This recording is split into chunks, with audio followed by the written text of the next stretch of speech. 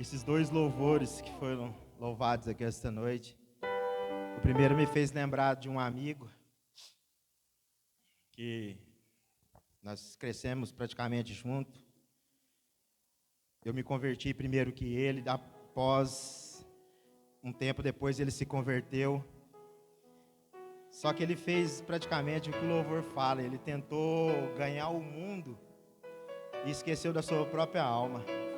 Evangelizou a quem ele pôde evangelizar, mas infelizmente, nos seus momentos, podemos dizer, de perturbação, de tudo mais, ele deixou, ser levado.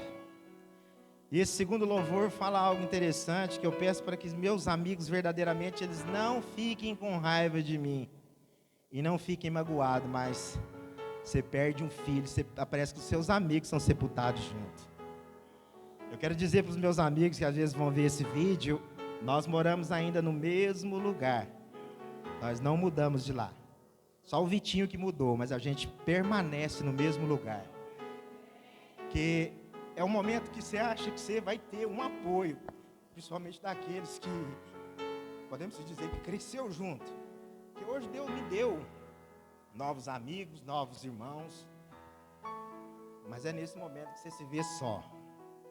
E é como o louvor fala, você perde o filho, você perde os amigos, mas Deus sabe de todas as coisas.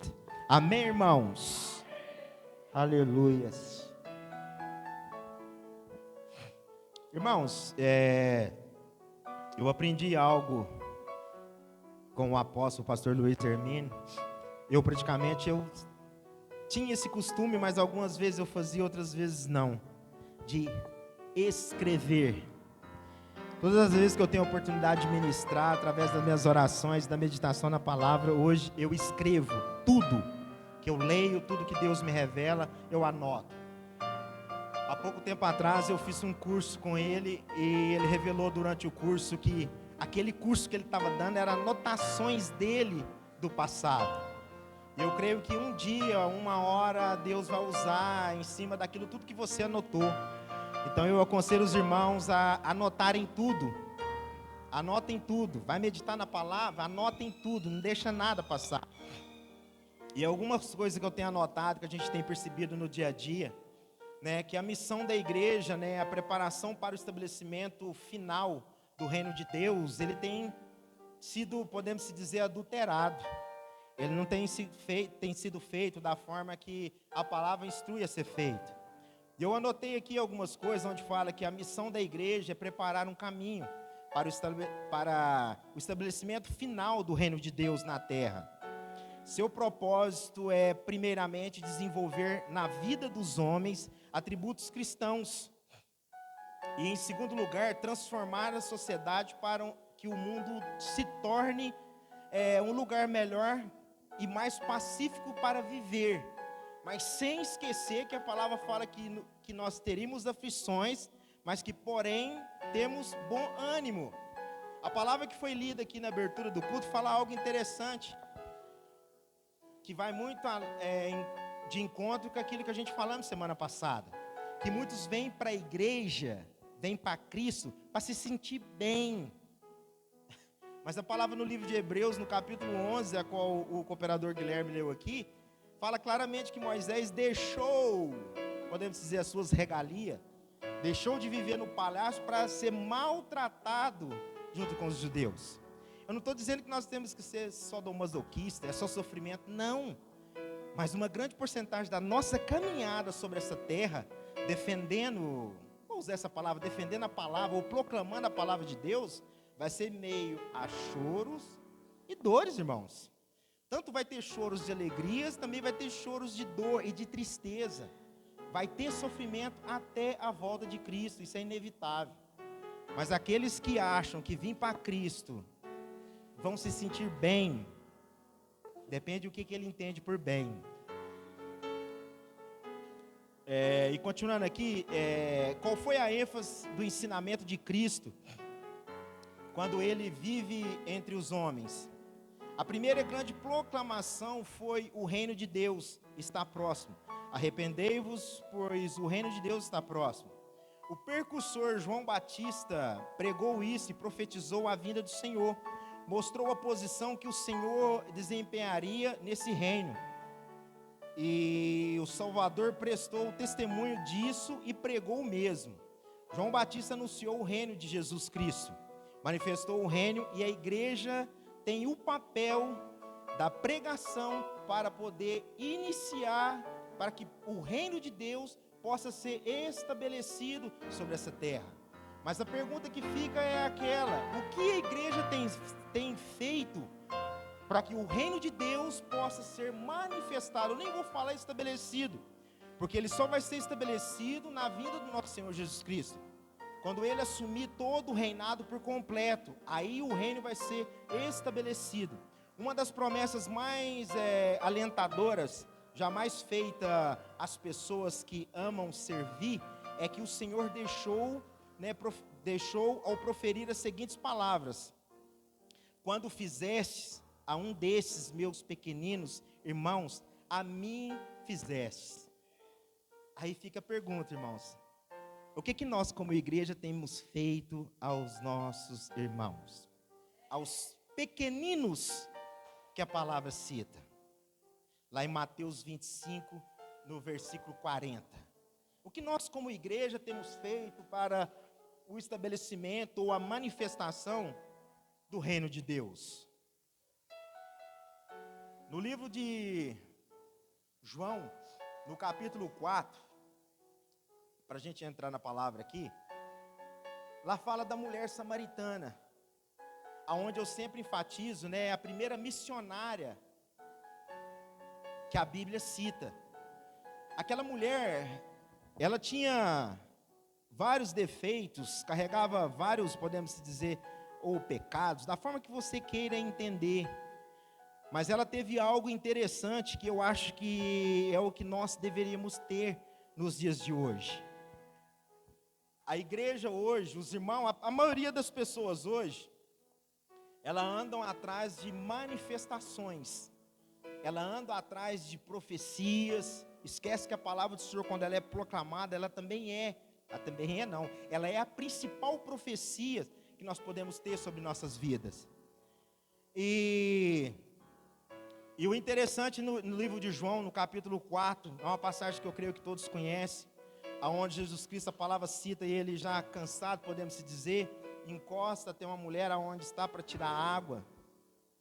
E ali ele fala que ele tem sede, pede água para ela, ela estranha e fala da dificuldade e tudo mais, e ele cita para ela que se ela bebesse da água que ele tinha para oferecer a ela, jamais ela teria sede.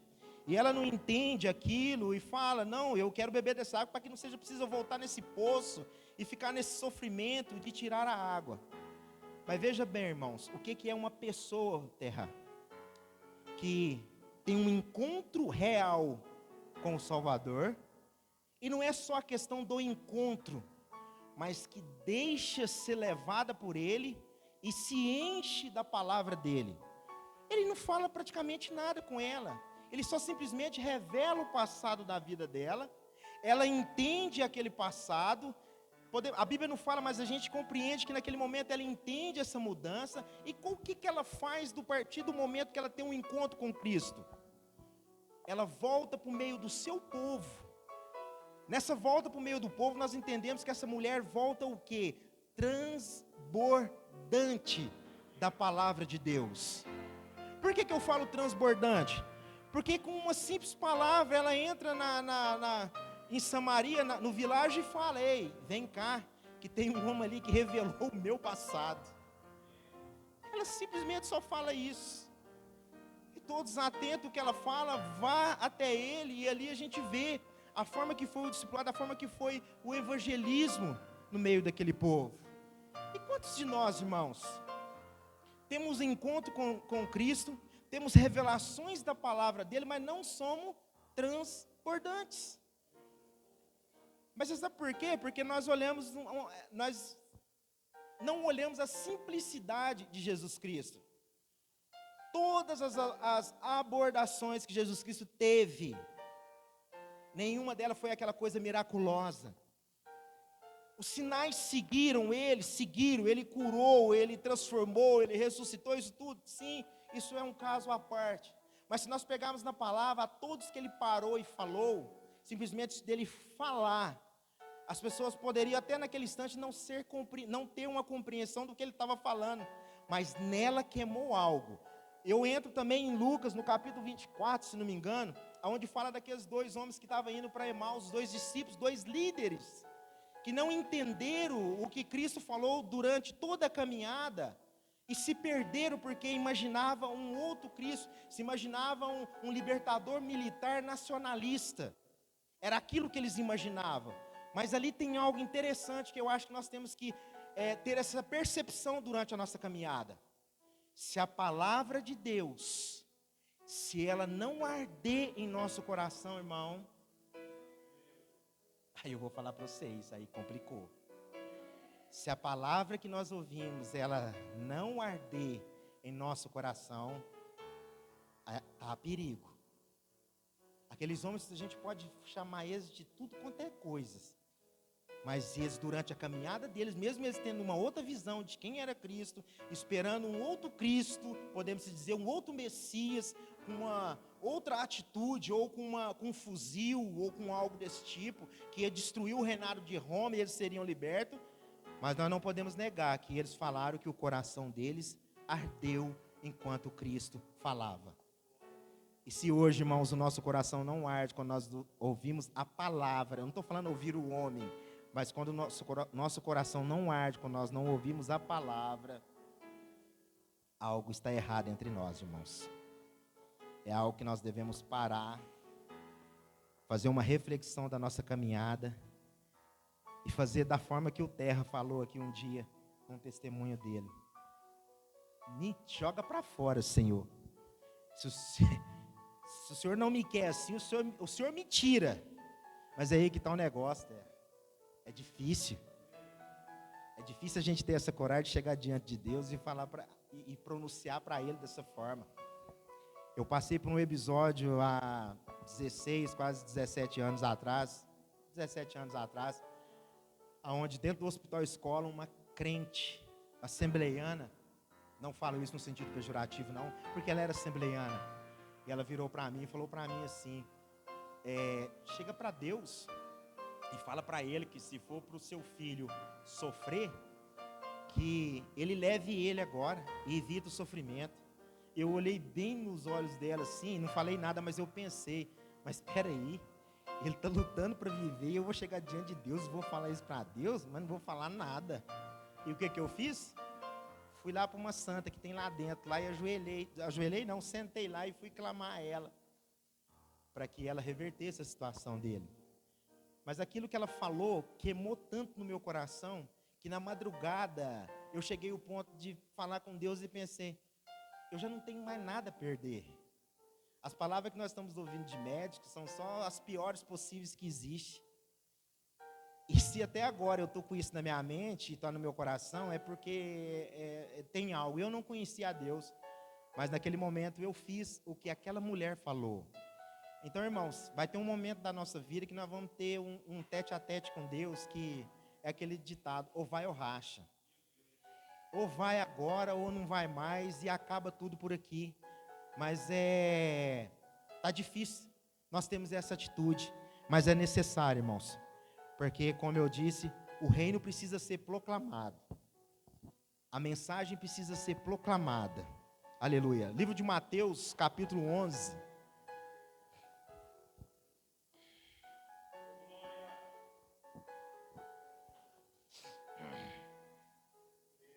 livro de Mateus, capítulo 11, a partir do verso 1, aleluias. Louvado, exaltado é o nome do Senhor. Tu és santo, Senhor. Amém, irmãos? Mateus 11, a partir do verso 1, a palavra diz assim, ora, tendo achado Jesus de dar a estes instruções, a seus 12 discípulos, partiu dali, e a ensinar e a pregar nas cidades deles. E quando João ouviu no cárcere falar das obras de Cristo, mandou por seus discípulos perguntar-lhe: És tu aquele que estava para vir? Ou havemos de esperar outro? Jesus respondendo lhe disse: Ide e anunciai a João o que estáis ouvindo e vendo. Os cegos veem, os coxos andam, os leprosos são purificados, os surdos ouvem, os mortos são ressuscitados, e aos pobres está sendo pregado o evangelho. Bem-aventurado é aquele que não acha em mim motivo de tropeço. Amém, irmãos? Só até aqui por enquanto, irmãos. Aleluia. Essa passagem é uma passagem interessante, irmãos. Eu estive meditando nela durante esses dias. Eu quero falar um pouquinho aqui de João. Se a gente pegar no workshop, eu até falei um pouco de João, mas se a gente pegar João, conhecer a história de João, nós vamos entender lá no final porque que Jesus Cristo fala que veio um homem, vocês foram ter com ele no deserto, mas vamos supor, esperava que tivesse um homem de linhos, de panos de linhos, bem vestido, podemos se dizer, né? Às vezes a gente ouve isso e não compreende um pouco por que Jesus Cristo fala isso. Mas se nós vemos a história de João, João veio da descendência de sacerdotes, tanto por parte de mãe, tanto por parte de pai. João Batista era sim um homem que poderia ser sim, tendo a nomenclatura ou eclesiasticamente chamado de sumo sacerdote, porque ele tinha sangue sacerdotal tanto da parte da mãe como da parte do pai. E João Batista, ele se abnegou de ter uma vida, podemos dizer, uma vida de luxos, uma vida a qual seria um homem que viveria dentro de palácios, dentro do templo, fazendo ali dentro. Mas ele escolhe porque lá no livro de Isaías tinha uma profecia a respeito dele, né? Onde é mencionado do homem que prepararia o caminho, o homem que viveria no deserto. Mas isso era uma opção, como nós também nos dias de hoje temos a opção também. Por mais que hoje nós carregamos uma promessa, que eu acho que é a promessa universal, que ide, pregai o evangelho a toda criatura, né? Batizai e por aí vai. Essa é uma profecia que está para todos nós. Podemos dizer que isso é um mandamento, é uma ordenância sobre nossas vidas. Mas nós escolhemos se vamos fazer ou se não vamos fazer. João Batista também, naquela época, também ele poderia escolher se ele viveria no deserto ou não, ou se ele seguiria o que o pai dele fazia, Zacarias, que era o sacerdote, ou se ele assistiria no templo. Mas ele escolhe passar toda a sua juventude, até a sua idade adulta, no deserto, a qual nós vimos qual era a sua alimentação e qual era a sua vestimenta. E dali João Batista sai a proclamar o batismo do arrependimento. Até então na Bíblia, a todo instante, quando se fala de batismo, fala o batismo de João Batista. Nós entendemos que é um batismo do arrependimento. Mas o que eu quero dizer? Que lá no livro de Mateus, no capítulo 3, a gente vê João Batista tendo um encontro com Jesus. Aonde nós conhecemos a passagem que ele fala, mas eu vou falar nas minhas palavras. Mas Jesus Cristo chega para ele e fala que precisava ser batizado. E ele logo, praticamente, vamos dizer, há uma recusa ali. Não, mas peraí, eu não sou digno nem sequer de atar as suas sandálias. E o Senhor quer que eu te batize? Não, a gente vê uma negação, podemos dizer, mas guarda isso, naquele instante ele entende quem é Jesus, então nós entendemos que ele teve um encontro com Jesus, da mesma forma que a samaritana também teve, e se encheu dele e transbordou no meio do seu povo, né? E ali João Batista também tem um encontro e entende quem é Jesus. Até então nós vemos no batismo que na hora que ele desce Jesus, né, tem todo aquele ritual, né, onde Deus fala, esse é o meu filho amado, a gente vê a pomba descendo como ele, como o Espírito Santo. Então ele entende quem é Jesus, mas aqui é onde nós lemos, agora nós podemos dizer que ele teve o quê? Uma dúvida. E às vezes nós podemos criticar, mas como assim? Agora nós vamos parar aqui e fazer uma reflexão de nós mesmos. No dia qual nós levantamos a mão, aceitamos a Cristo, nós fizemos tantas promessas para Ele, nós fizemos tantas juras, podemos dizer, de amor a Ele, nós falamos tantas coisas para Ele, agora eu não faço isso mais, essa vida minha pregressa, isso não vai existir mais na minha vida, agora eu sirvo a um Deus vivo e tal, falamos tantas coisas, mas na primeira dificuldade, na primeira tribulação, a gente pensa, será que Deus está comigo mesmo? Será que esse a qual eu entreguei, entre aspas, a minha vida, é o que vai? Será que Ele está me protegendo mesmo? Será que tudo aquilo que a palavra fala, tudo aquilo que foi revelado, todos os sinais que houve no Antigo Testamento, o mar se abriu, o povo viveu no deserto, o alimento descia dos céus, eles tinham sede, brotava água da rocha, Ele deu tanta vitória para tantos ali, será que é esse Deus mesmo a qual eu entreguei a minha vida? Será que é esse Deus mesmo a qual eu professo uma fé sobre Ele? E nesse momento é o momento que vem a dúvida na nossa mente e no nosso coração. A samaritana teve um encontro com Jesus, recebe as palavras, se transborda no meio do seu povo. Vários são convertidos e vêm para fora ter com Jesus. João Batista teve a revelação na hora de quem era Jesus. Mas no seu momento de aflição, no seu momento de tribulação, João quis certificar se aquele que estava fazendo sinais a qual ele já estava ouvindo, se era verdadeiramente aquele a qual eles estavam aguardando. João, podemos dizer, tem alguns anos antes, ele pôde certificar-se antes de morrer, porque ele já estava preso na prisão de Maquera, naquela época a prisão chamava prisão de Maqueiros, e ele sabia que a vida dele, que o ministério dele já estava chegando ao final. Então a gente entende que naquele instante ele queria o quê? Ter uma resposta, que tudo que ele fez não foi em vão. Mas espera aí, João no Jordão teve uma revelação de quem era Cristo. Ele ouviu não de homem, mas ouviu uma voz que brandou dos céus, dizendo que esse é o meu filho amado. Por que agora essa dúvida entra nele? Um outro caminho também que nós podemos seguir, que em meio às dificuldades, as aflições, o medo da morte, tudo gera dúvida? Sim, pode gerar sim. E tem uma outra vertente também que nós podemos caminhar sobre ela. O porquê de João Batista mandar esses homens até Jesus para certificar se era ele mesmo. Porque nós sabemos que os judeus aguardavam o Messias. Os judeus, a maioria ali caminhava com Jesus. Nós temos o exemplo de Judas, qual nós entendemos qual era o movimento, qual era a briga que Judas tinha com o sistema. E muitos judeus naquela época aguardavam um libertador militar nacionalista, que viria para destruir Roma e libertar aquele povo. Eles não esperavam um libertador espiritual.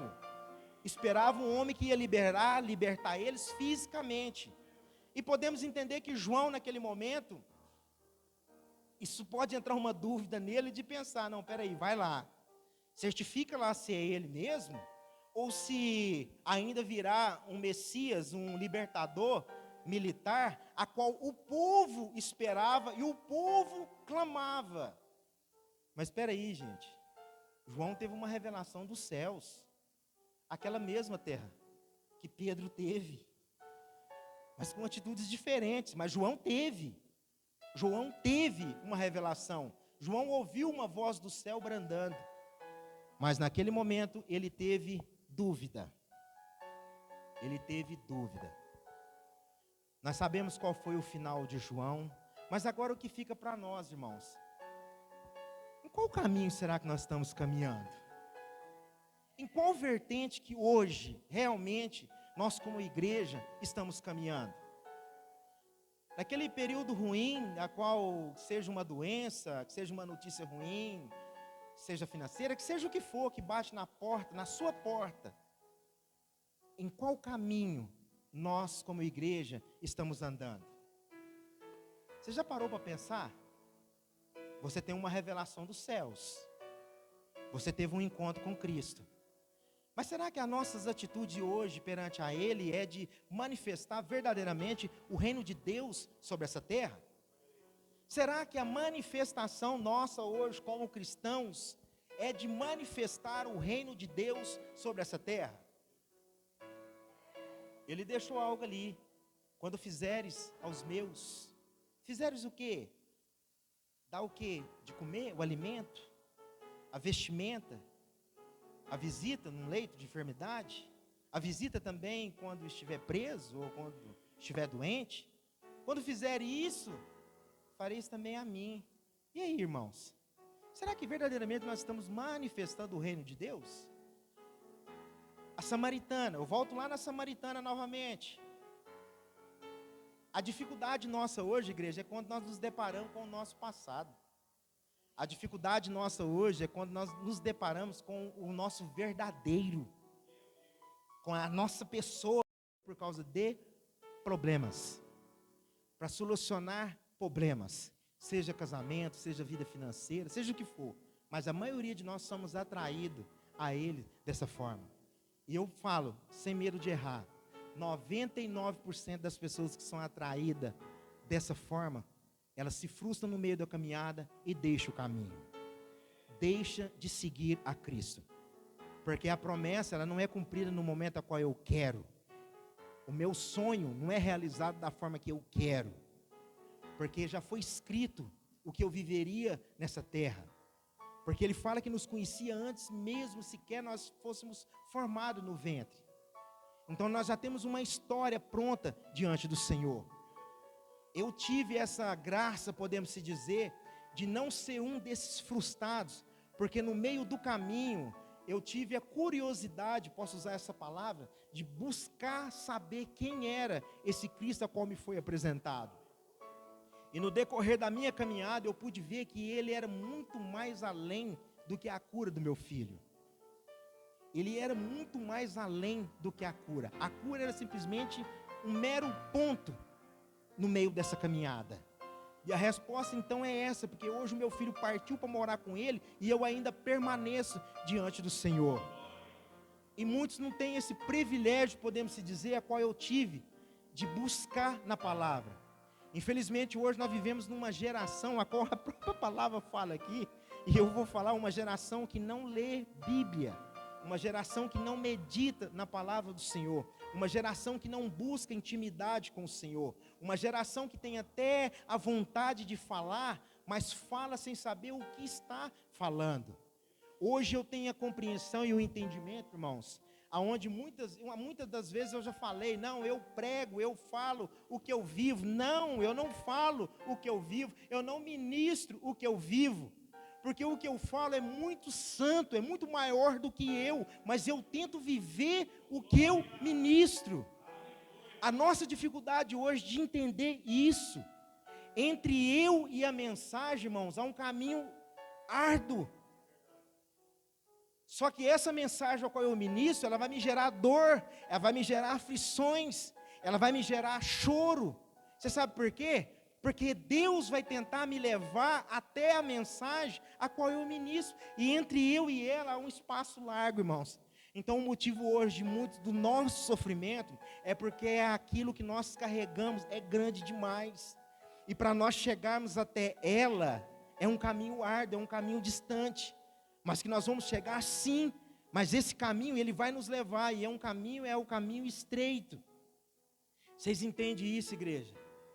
Isso é o que Ele espera de nós nos dias de hoje, irmãos. A insistência de João entra nessas 3 vertentes que eu disse no início, em ter essa certeza. Aí você pode pensar, ele teve um encontro, mas como ele ainda tem tanta dúvida, é de acordo com a dificuldade que ele vivia. E isso, nos dias de hoje, é essa prisão invisível que eu e você insistimos em permanecer nela. Enquanto nós estivermos nela, nós vamos ter dúvidas e incertezas. Ele vai falar através dos seus profetas, Ele vai falar na palavra, e nós vamos muitas das vezes, será que é Deus mesmo que está falando? Será que esse caminho que está dando é Ele mesmo? Será que Ele está querendo que eu vou e faça isso mesmo? No mundo tereis aflições, irmãos, mas tende bom ânimo. Eu venci, e vocês também vencerão. Aleluia, louvado, exaltado é o nome do Senhor. Do versículo 16, irmãos, até o versículo 19, eu vou encurtar por causa do tempo, mas entra nessa questão, da questão da geração. Uma geração que quando canta não dança, a palavra fala. Uma geração que quando ouve lamentos não chora. Uma geração que, resumindo, uma geração que não lê Bíblia. Uma geração a qual não lê Bíblia, a qual não medita na palavra, ela jamais vai ter intimidade com o Senhor. Uma geração que não tem intimidade com o Senhor, quando houver os rumores de guerra, como a palavra fala, a hora ainda está longe, está suave. Mas quando falar que isso entra no nosso hemisfério, já é preocupante. Será que Jesus existe mesmo? O que a gente mais ouve? Morreu criança em tal lugar, não bombardeamos. Mas que Deus que vocês falam, esse Deus existe e permite que isso tudo aconteça? É por isso que a palavra fala de dois caminhos, irmãos. Fala da porta larga e da porta estreita. A opção em qual vamos caminhar é nossa. A decisão é nossa. Vocês conseguem entender isso? Então o bem e o mal sempre vai caminhar lado a lado, da mesma forma que o joio e o trigo vão crescer juntos. Tudo está no controle de Deus, não tem nada fora do controle dele. Nada aconteça a qual ele não venha saber. Mas as coisas ruins acontecem, não quer dizer que o Deus é ruim. Isso são escolhas nossas. É escolha nossa. Hoje eu posso escolher fazer o mal e Ele não vai me impedir de eu fazer, porque isso é uma escolha minha. Ele pode até me exterminar antes de eu executar ela, mas é uma escolha minha. E uma escolha minha, Ele não vai interferir. Ele pode anunciar através dos profetas, através dos filhos, para que eu não venha fazer, mas a decisão é minha. A decisão é minha. A decisão que João Batista tomou dentro do cárcere foi dele. Às vezes nós, lendo esse livro, nós vamos ter a percepção e o entendimento que o quê? João tinha dúvida, João era um cara que não cria. Não, simplesmente pela dificuldade a qual ele estava passando, da forma que as coisas estavam caminhando, ele lembra do que o povo clamava, do que o povo gritava, e imagina, ainda terá outro? Hoje nós só não temos coragem de perguntar, irmãos, mas dentro de nós grita. Em meio às dificuldades, em meio aos transtornos a qual nós passamos, a vontade de gritar é tanta, é igual o povo antigamente. O povo vinha em cima do povo de Israel porque eles não tinham coragem de peitar a Deus, terra. Eles se levantavam contra Moisés, principalmente o povo, eu estou falando dos hebreus, irmãos. Não estou falando dos amalequitas, dos inimigos de Deus, não. Eles levantavam contra Moisés porque eles não tinham coragem de levantar contra Deus. Mas só que eles esqueciam que levantando contra Moisés, eles estavam se levantando contra Deus. Mas eles não tinham coragem. Aquela coragem que você teve, terra, de chegar diante dele e falar: Senhor, eu não quero, mas para viver assim, então o Senhor me arranca. É difícil, terra. É difícil. João Batista, ele não se titubeou. Aleluia. E aqui no capítulo 11, a partir do verso 16, a palavra do Senhor, deixa eu só,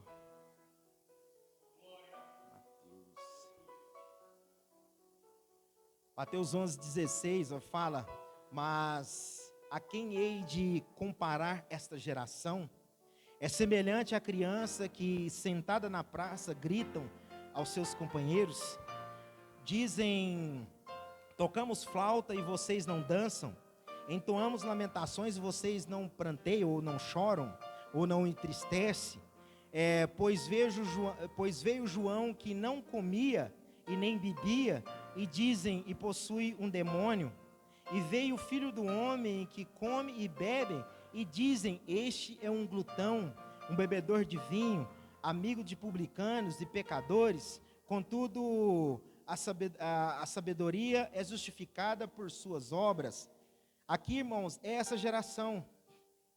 quando ele compara essa geração, ele compara a geração atual a uma criança que sempre estão insatisfeita, é um símbolo de incredulidade, enfatiza a responsabilidade, a falta de responsabilidade em responder a Deus, especialmente quando ele se revela a nós.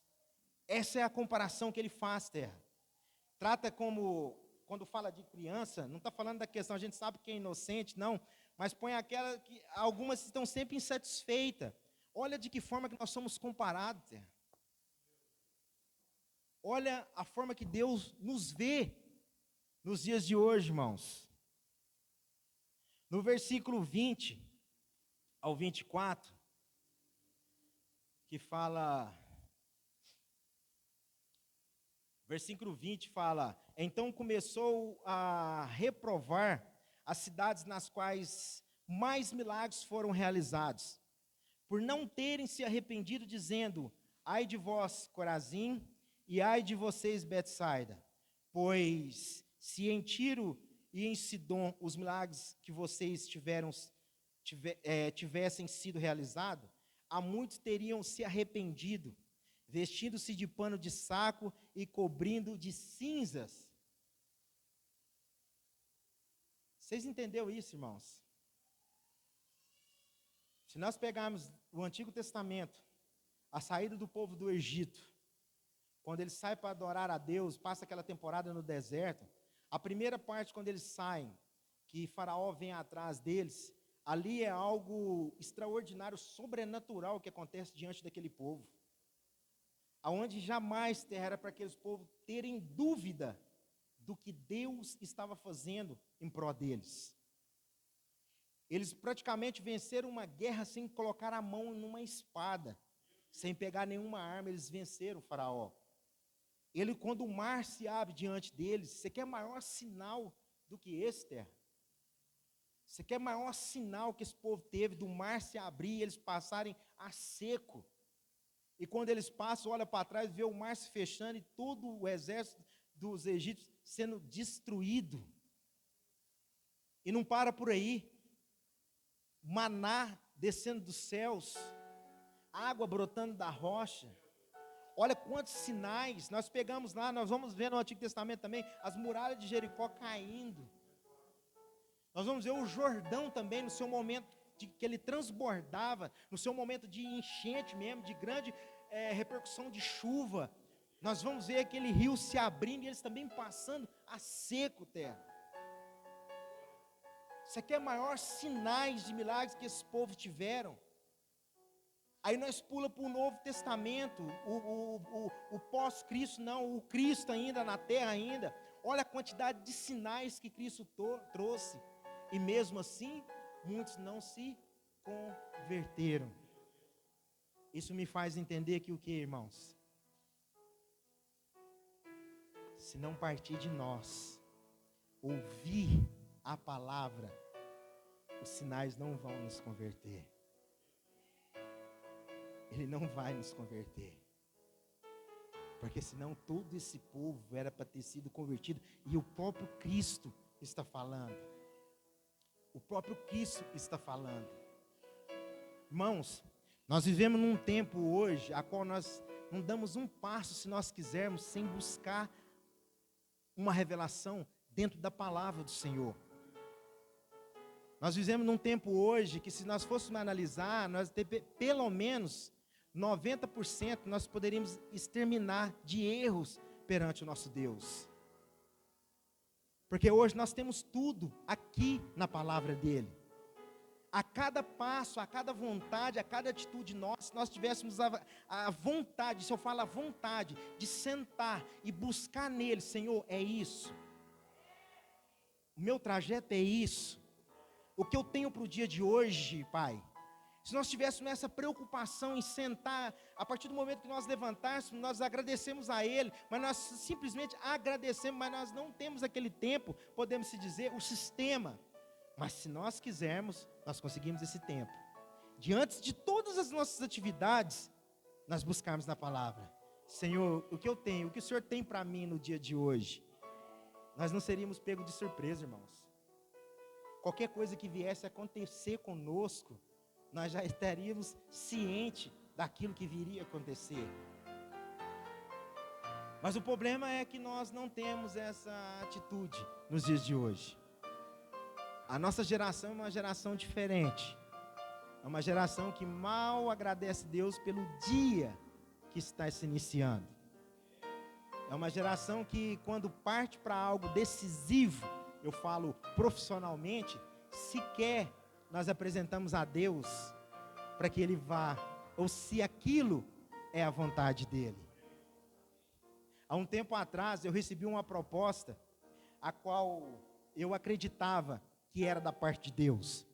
Porque nós temos o costume que tudo que financeiramente vai dar um salto, nós temos o costume de falar, não, é Deus. É Deus. Nós temos esse costume. E comigo não foi diferente. Eu tive uma proposta a qual encheu meus olhos, não é Deus. É Deus, eu sou um ofertante, eu dizimo na casa dele, eu oro, eu prego, eu visito, eu faço isso, faço aquilo, é Ele que está me honrando. E muitas pessoas ao meu redor, sim, não é Ele, é Deus. E por 15 dias, irmãos, eu orando, e Deus não falou nada. E pastores que estavam ao meu redor, não, é Deus. Ei, que isso, é Deus. E eu queria aquilo. Não, é Deus mesmo. E eu entrei nessa, irmãos. Fiquei uma semana e pude entender aquele jargão que se fala muito aí no mundo.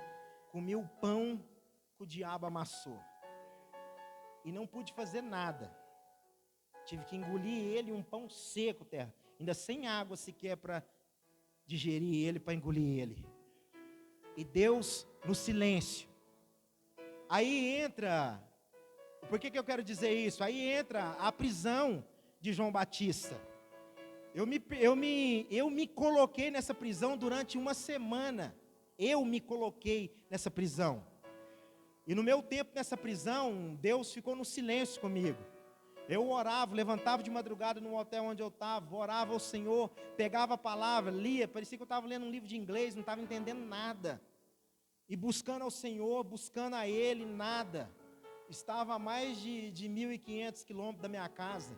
Quando eu chego naquela cidade, que eu pus o pé naquela terra, a primeira coisa que veio na minha mente, só que não tinha volta. O que eu estou fazendo aqui? Aí foi o drama, irmãos. Foi uma semana nessa prisão, e Deus no silêncio. Deus falou comigo através de um ímpio.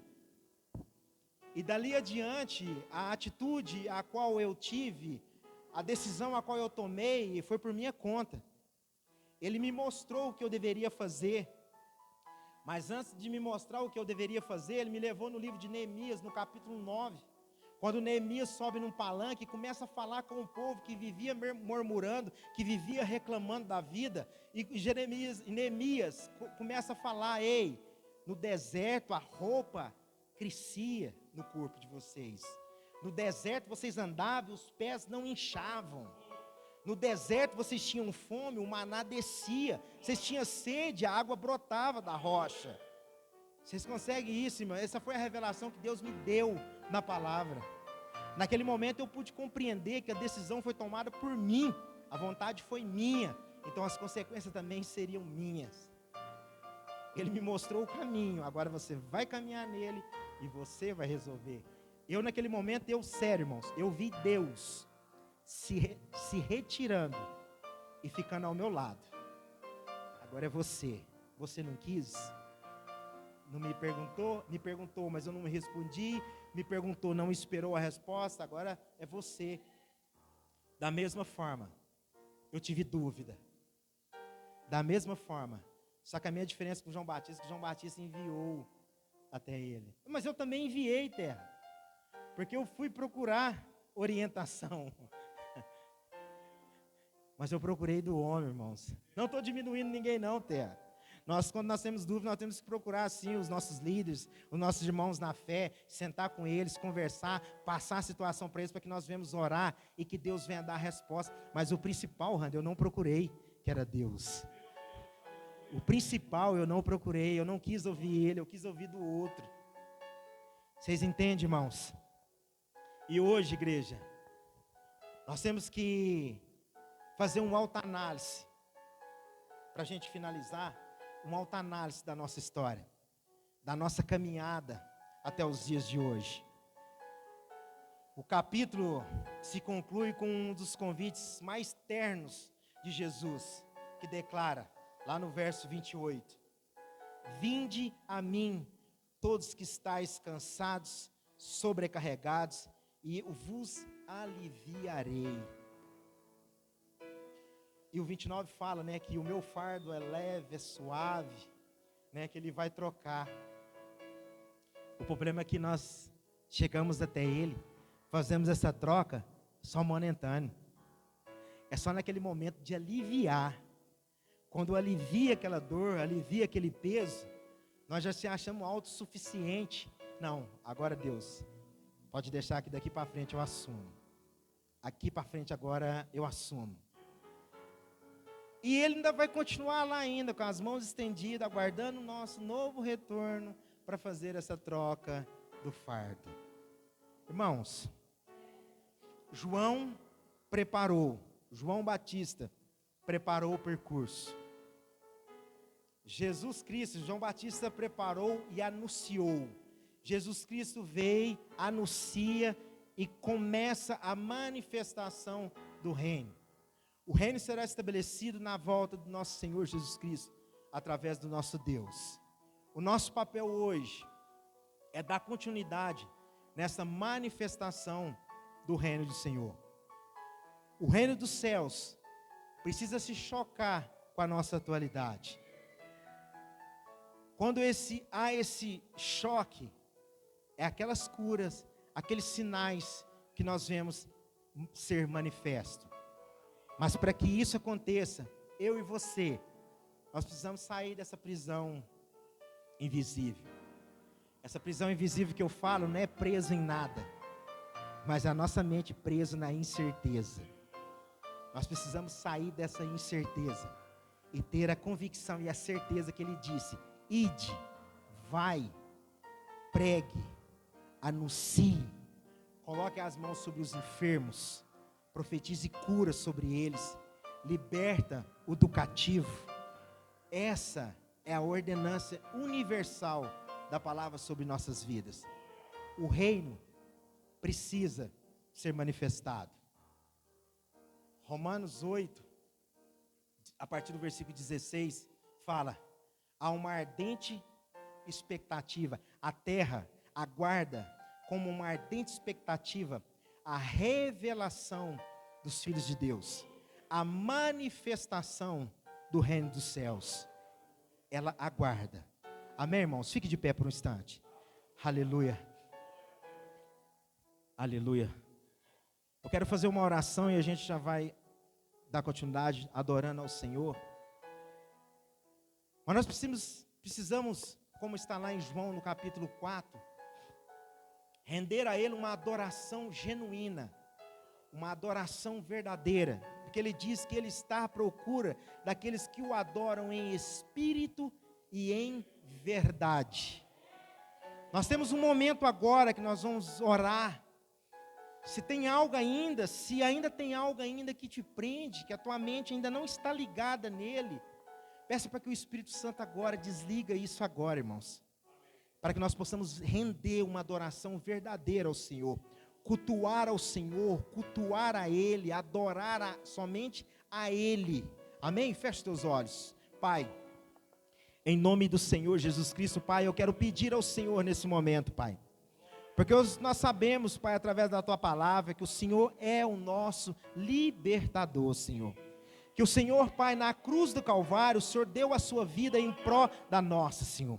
O Teu sangue, Senhor, foi derramado, Senhor, na cruz do Calvário, que é o sangue da redenção, Senhor, o sangue da santificação, Senhor, o sangue da purificação. Nós entendemos que por nós mesmos, Senhor, nós não podemos ser santificado e purificado, Pai, mas nós sabemos que através do Teu sangue, Senhor, nós somos sim purificados, Senhor. Por isso, nesse momento, Pai, em nome do Senhor Jesus, Pai, eu peço ao Senhor, através do Espírito Santo de Deus, Senhor, que se derrame, Senhor, sobre nós nesse momento, Pai, que toda preocupação, que toda ação, Senhor, do inimigo, que todo dardo inflamado, Senhor, em nome do Senhor Senhor Jesus, Pai, que seja neutralizado agora nesse momento, Senhor.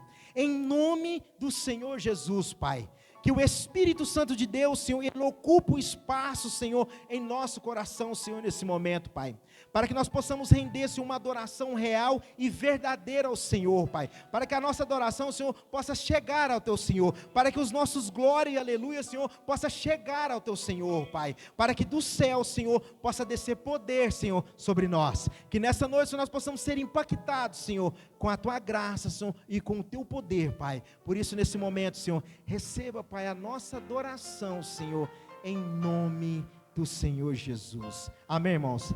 Aplaudo o nosso Deus, igreja, que só Ele é digno de toda a honra e toda a glória.